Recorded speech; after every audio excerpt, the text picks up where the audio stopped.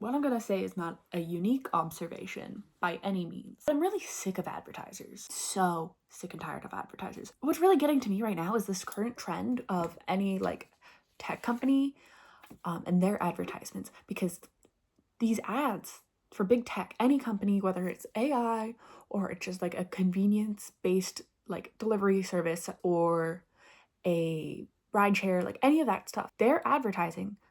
The premise relies on you, the consumer, just being a bad person. And they pose it like it's a good thing and they're solving your problems. What prompted me to get really angry about this today is I saw a new ad that I hadn't seen for Skip the Dishes. And it was advertising the fact that they're just like a delivery service now. They'll deliver other things other than just your food. But the premise of the ad was, oh, you went to like your niece's birthday party and you forgot to get a gift and you forgot to like bring snacks. Don't worry, just order at Skip. Don't worry, you were an inconsiderate family member. But we'll save it. We'll save you. We got you. Don't worry about being a bad family member. Don't worry about being inconsiderate. Technology will save you.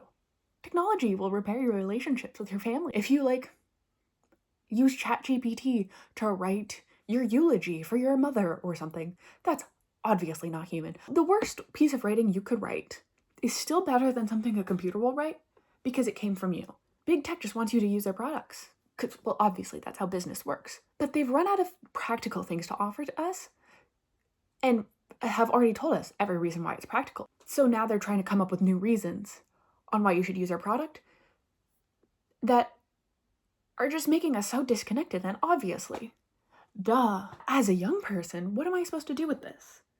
Let's say I actually used Amazon. I can order anything I want, any mass-produced product, and it's on my door next day. I don't have to go outside to get my food. I don't have to cook because I can order it on Uber Eats, or I can have some meal prep company drop it off. Oh, I had to write an email. I had to write a text message. I had to read a text message. AI will summarize a message to me and then write my response. What does that leave me time for? My time outside of work is, according to these companies, supposed to be as convenient as possible.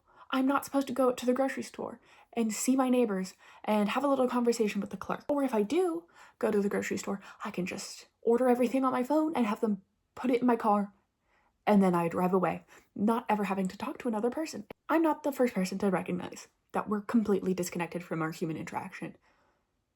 But I miss being inconvenienced. I miss having the inconvenience of us all having to go out and interact with people. And whether it's a good or a bad day, we have to do it because we are people living in a society. We live in society. It's crazy. No one person can just be a total survivalist on their own. And if you can, it's stressful. It's difficult. You're gonna have a life that we move past for a reason. But we're also not meant to have everything done for us. Because when everything is done for us, what does that leave us time for? To be a better worker? But we're not working because we're just having our AI write our reports for us. We don't pay attention to the meetings, we just summarize the meeting notes. And if we have to rely on tech to find us friends, we have to rely on tech to find us romantic relationships, we're relying on tech for our entertainment. What hobbies do you have? I know I have hobbies. I have hobbies that exist in the physical world. I'm sitting right in front of my sewing machine. I've heard a lot of people express that they don't have hobbies. What do you do with your time?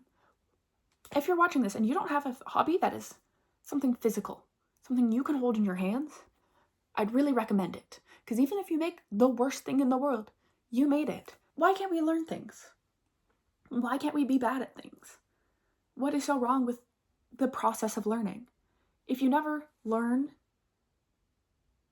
anything, if you're never curious about the world, if you never want to contribute to it, what's the point? What is the point of living if you never think, you never do, you never make, you never connect? You're not living, you're just existing to give dollars somewhere. I know I'm not revolutionary, but sometimes it feels like I'm losing my mind. Like Amazon Prime Day just happened. I used Amazon maybe like a few times 10 years ago, and now I'm done. Haven't touched it since. Amazon, it doesn't do anything for me because I don't want some terrible mass-produced product. And even if I do have to purchase one, I'd rather have the option of where to go. Because if you just buy it through Amazon, monopoly, that's how monopolies work. Because yeah, the alternative to Amazon is usually other massive companies, but at least they're in competition with each other.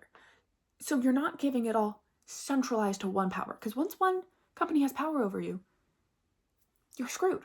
You're completely screwed. And so yeah, I don't love Walmart. I barely like Walmart.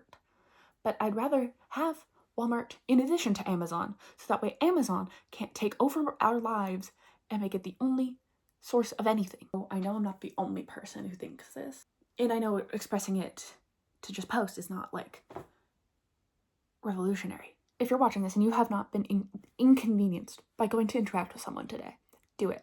If you're going to order dinner, don't order it through an app.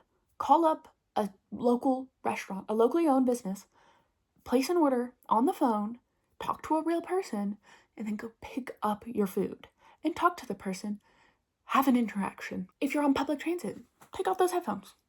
I know I love listening to music on the train as much as anyone else.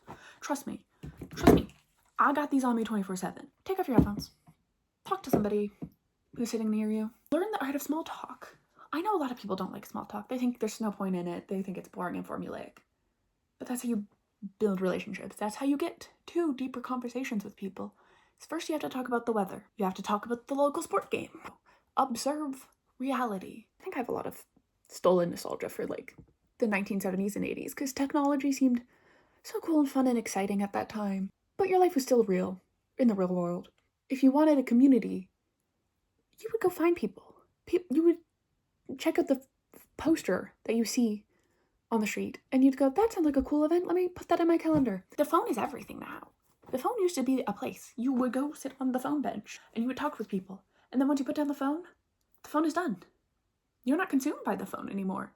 When someone calls you again, then you can talk again and you can go back to the phone.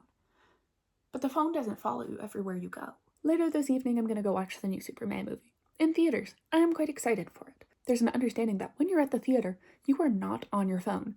You are focused on this experience. You're focused on the story in front of you, the characters, the human experience, the message that's coming from a person, from a team of people who created what you're looking at. I'm excited to put my phone away. I really enjoy the 90 minutes to 2 or 3 hours where that's turned off and it's totally acceptable to not touch it, to not even think about it. Afterwards, you get something to discuss. You get to think about what people meant, what intentions were behind people's actions.